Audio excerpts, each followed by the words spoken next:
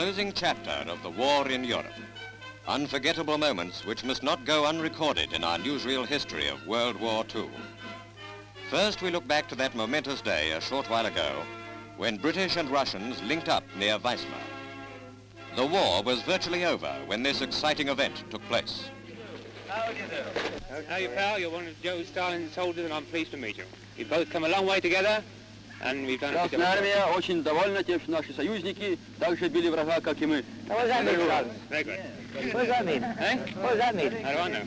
How do I? Well, we can't speak the lingo, but we can fight the same way together, can't we? Yes. Well, all the best, old man. I'm very, very glad to have met you. Very glad indeed. Благодарим вас за помощь, которую оказали вы нам в войне против гитлеровской Германии. Thank you very much. We don't understand the language, but we mean the same thing. Luneberg Heath, Germany, May the 4th, 1945. In an old and tattered tent, there occurred the greatest battlefield surrender of this or any other war. The instrument of Germany's unconditional surrender was signed. Said Monty, "If you don't agree, I shall go on with the war and be delighted to do so." But the Germans sat down, and having read out the terms of capitulation, Field Marshal Montgomery gave his orders. The German delegation will now sign this paper, and they will sign in order of seniority, and General-Admiral von Friedeberg will sign first.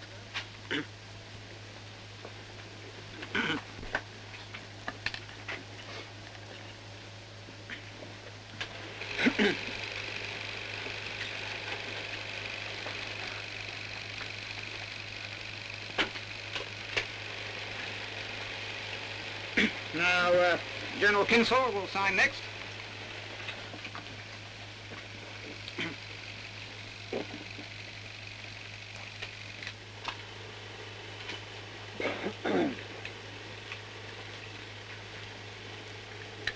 Admiral Wagner will sign next.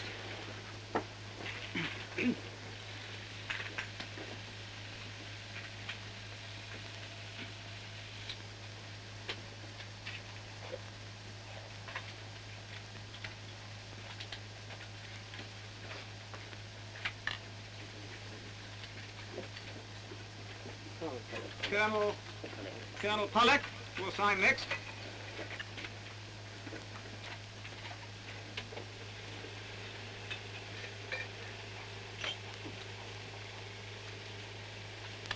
And Major Fried will sign last.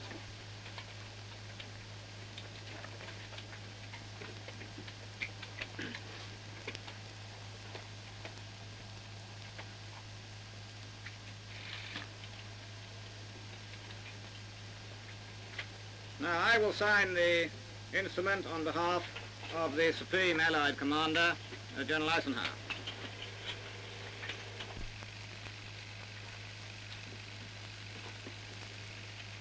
Seven clauses, and no mere scrap of paper.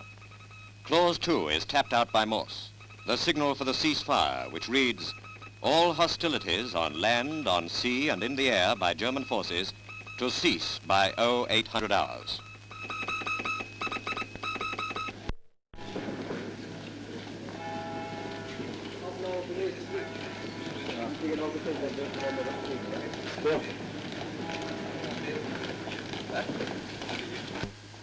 Well, chappies, it looks like it's over for us. So just pack her up and hand it back to the quartermaster.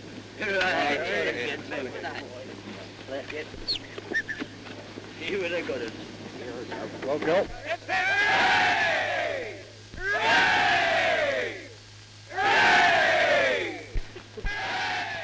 Field Marshal Montgomery, fresh from his great triumph, sends a message to his troops. On this day of victory in Europe, I feel I would like to speak to all who have served and fought with me during the last few years.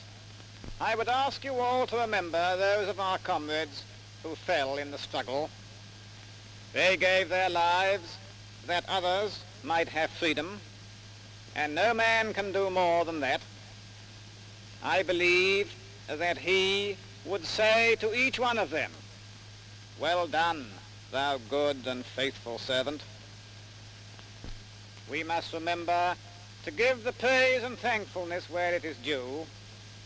This is the Lord's doing, and it is marvelous in our eyes. It has been a privilege and an honor to command this great British Empire team in Western Europe.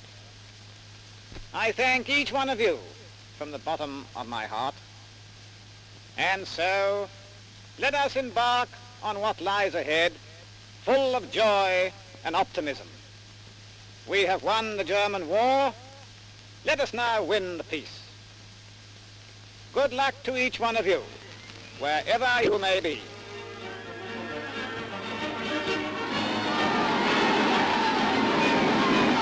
Cheers bridged the English Channel. Britons, impatient for the official signal to celebrate, jumped the starting gun on Monday night when notice of capitulation waited upon Whitehall, Washington, and Moscow. VE Eve began it, and for days afterwards, Londoners packed city streets and squares. The idea was to make a noise, and this is it.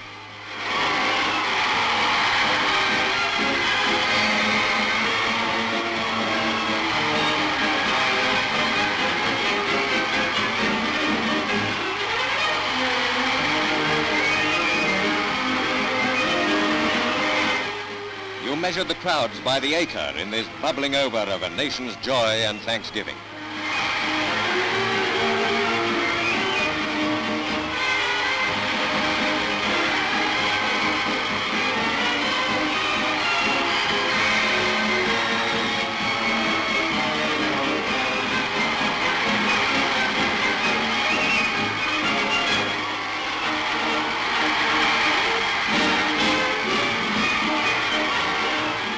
It had been a long wait for the chance to let off steam. So exuberantly did the people of Britain rejoice in victory that it would be impossible in this edition of our newsreel to picture it adequately. In our next issue, we plan to present the full and glorious story of Britain's greatest public holiday in celebration of peace in Europe.